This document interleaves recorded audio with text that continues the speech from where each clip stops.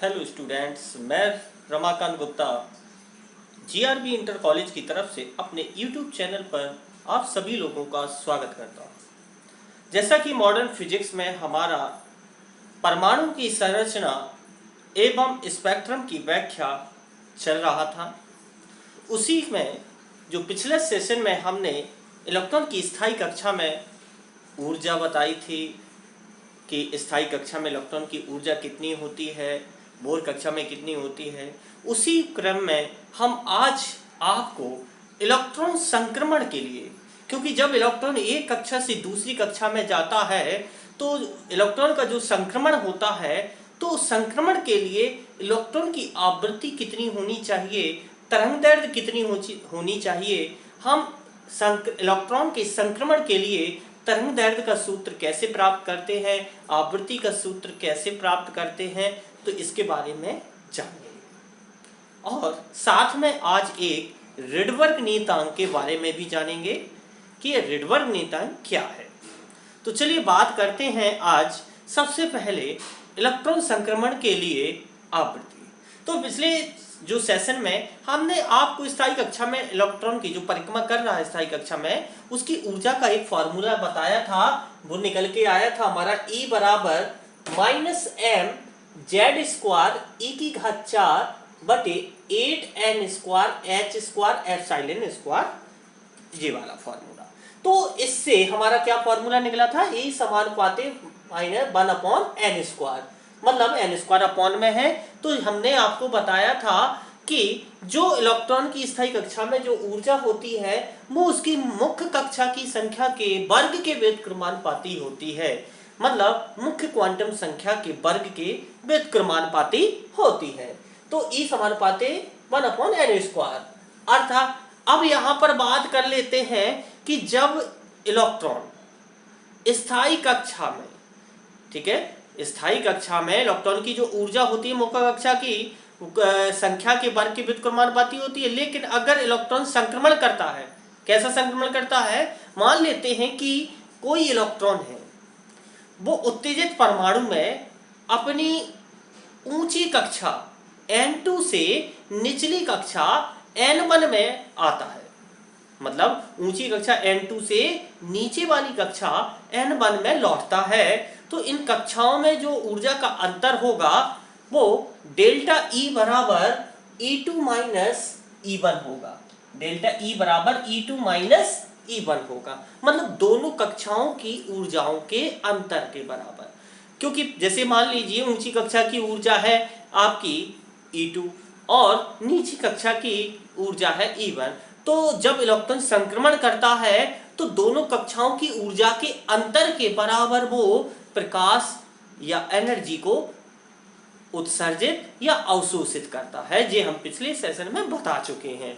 और जब हम हाइड्रोजन स्पेक्ट्रम पढ़ाएंगे तो इसके बारे में विस्तार से चर्चा करेंगे कि इलेक्ट्रॉन जब संक्रमण करता है तो कैसे करता है और किस प्रकार से वो ऊर्जा को उत्सर्जित करता है और किस प्रकार से ऊर्जा को अवशोषित करता है। वेरी मोस्ट सेशन है, आपको इस तरीके से इलेक्ट्रॉन का संक्रमण समझा दिया जाएगा कि आपको कहीं भटकने की भी जरूरत नहीं पड़ेगी और एक ही बार में गारंटी के साथ समझ में आ जाएगा। तो उसको अगले जो सेशन होगा उसको जरूर आप देखें।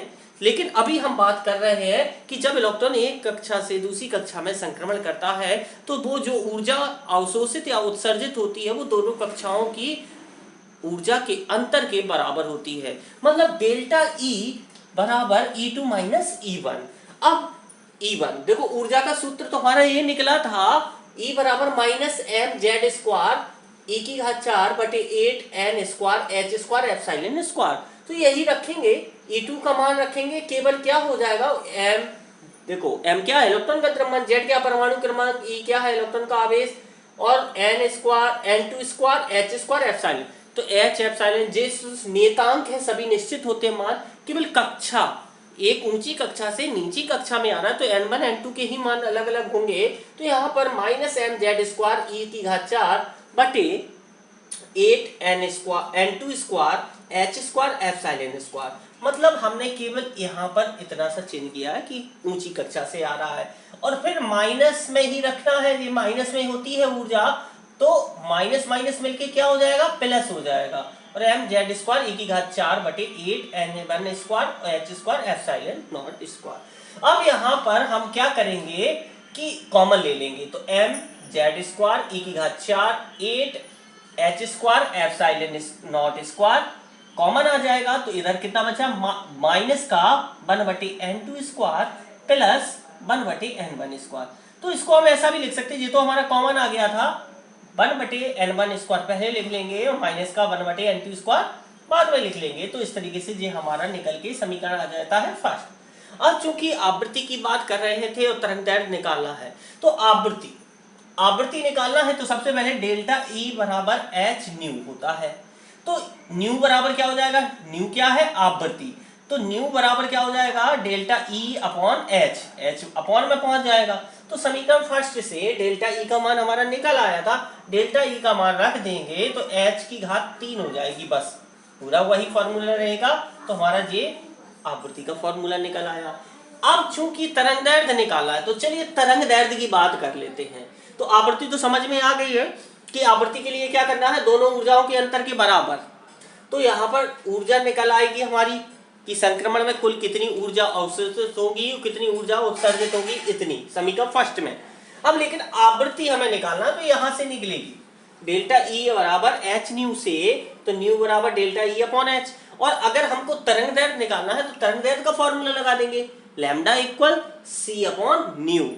अब चूंकि 1 अपॉन लैम्डा मतलब व्युत्क्रम कर देंगे तो न्यू अपॉन सी हो जाएगा।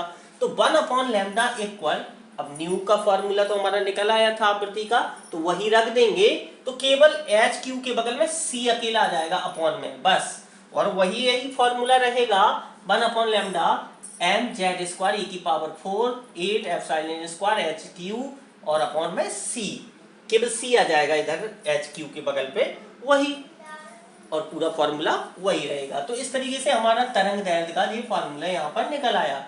लेकिन एक नियतांक है, क्योंकि m का मान और इसका e की घात 4 एप्सिलॉन और h जी c ये सभी मान नियत है, तो इसलिए इसकी जगह पर एक नियतांक मान लेते हैं r, m e की घात 4 8 epsilon naught square h Q c बराबर r।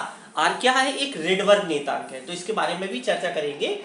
r क्या है, एक रिडबर्ग नियतांक है, तो इसकी जगह पर हम r लिख देंगे, तो हमने r रख दिया। अब क्या बचा, केवल जेड स्क्वायर ही तो बचा था, तो 1 लैम्डा बराबर Z square r upon 1 upon n1 square minus 1 upon n2 square. अब हाइड्रोजन परमाणु की बात कर लेते हैं, तो हाइड्रोजन परमाणु का परमाणु क्रमांक कितना होता है, z बराबर 1, तो z की जगह पर 1 रख देंगे, तो उसका कोई वैल्यू नहीं होगी। तो 1 अपॉन लैम्डा बराबर r कोष्टक में 1 upon n1 square minus 1 upon n2 square. Very very most, अगर तरंगदैर्घ्य निकालना है तो ये फॉर्मूला लगाना है आपको, आवृत्ति निकालना है तो ए, और ऊर्जा संक्रमण में निकालना है तो ये तीनों चीजें। अगर आपको संक्रमण में कितनी ऊर्जा उत्सर्जित होगी, कितनी अवशोषित होगी, तो इससे निकल आएगी। कितनी आवृत्ति होगी, संक्रमण करेगा जब इलेक्ट्रॉन, तो ये, तो कितनी तरंगदैर्घ्य होगी, कितनी तरंगदैर्घ्य की ऊर्जा, कितने तरंगदैर्घ्य का प्रकाश उत्सर्जित होगा या अवशोषित होगा जब इलेक्ट्रॉन संक्रमण करेगा, तो इतना। तो ये इलेक्ट्रॉन संक्रमण के लिए मैंने बताया कि जब इलेक्ट्रॉन एक कक्षा से दूसरी कक्षा में जाए, तो अब यहाँ पर आपको समझ में आ गया होगा। तो अब हम बात करते हैं किसकी, जो हमारा एक नियतांक आया था r, एक रिडबर्ग नियतांक है। तो जो आपके एक रिडबर्ग एक वैज्ञानिक थे स्वीडन के, तो उन्होंने एक निश्चित मान बताया था आर के बारे में। तो देखिए, सबसे पहले हाइड्रोजन परमाणु के लिए जो ऊर्जा होती है, जब इलेक्ट्रॉन संक्रमण होता है तब ऊर्जा जो पहली कक्षा के लिए होती है हाइड्रोजन परमाणु के लिए, तो E1 बराबर minus R H C upon N square होता है। तो एन की जगह पर 1 रख देंगे, क्योंकि पहली कक्षा से संक्रमण होगा, तो E1 बराबर माइनस आर एच सी से। तो हाइड्रोजन परमाणु की जो आयनन ऊर्जा होती है वो RH बराबर, इसका मान होता है जब वैल्यू रखते हैं तो 13.6 EV होता है, 13.6 इलेक्ट्रॉन वोल्ट होता है, ठीक है। तो R बराबर कितना हो जाएगा, 13.6 अपॉन HC EV, ठीक है। तो R बराबर कितना हो जाएगा 13.6 और इलेक्ट्रॉन वोल्ट है, इसको हम वोल्ट में बदलेंगे मतलब जूल में बदलेंगे। तो यहाँ पर 1.6 गुणा ई का मान रख देंगे 1.6 गुणा 10 की घात -19 और फॉर्म में h का मान रख देंगे प्लांक नियतांक का 6.6 गुणा 10 की घात -34 और c क्या है प्रकाश की चाल तो 3 गुणा 10 की घात 8 मीटर प्रति सेकंड। और सबको टोटल हल करने के बाद हमारी r की वैल्यू रेडबर्ग नियतांक की जो वैल्यू आएगी r का मान आएगा 1.097 गुणा 10 की घात -7 प्रति मीटर। अगर हमको इसकी विमा निकालनी है तो प्रति मीटर इसका मात्रक है, प्रति मीटर इसका मात्रक है, तो इसकी विमा जो क्या होगी 1/L होगी। तो इसको जब ऊपर ले जाएगी तो L की पावर कितनी हो जाएगी -1। तो रेडबर्ग नियतांक की विमा भी इस तरीके से निकल आएगी। तो अब आपको समझ में आ गया होगा रेडबर्ग नियतांक एक नियतांक है जो स्वीडन के एक वैज्ञानिक ने दिया था और आयनन ऊर्जा से संबंधित दिया था। क्यों?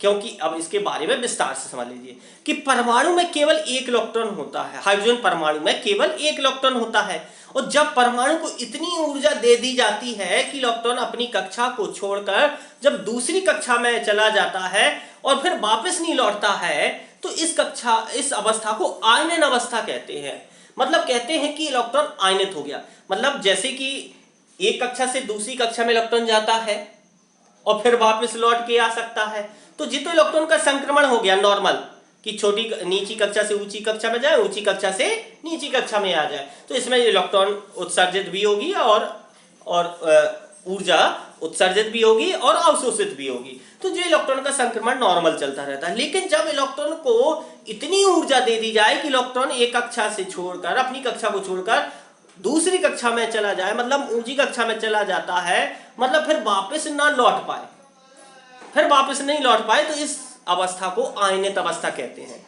और ये आयनन इतनी ऊर्जा कितनी होती है जो आयनित के लिए जरूरी है वो 13.6 इलेक्ट्रॉन वोल्ट होती है। मतलब अगर हाइड्रोजन परमाणु को, किसी भी परमाणु को, इलेक्ट्रॉन को अगर इतनी ऊर्जा दे दी जाए 13.6 इलेक्ट्रॉन वोल्ट तो फिर परमाणु आयनित हो जाता है। तो ये ध्यान रखना है। तो इसलिए परमाणु का आयनन विभव 13.6 वोल्ट होता है और आयनन ऊर्जा अगर पूछ दी जाए तो 13.6 इलेक्ट्रॉन वोल्ट होती है।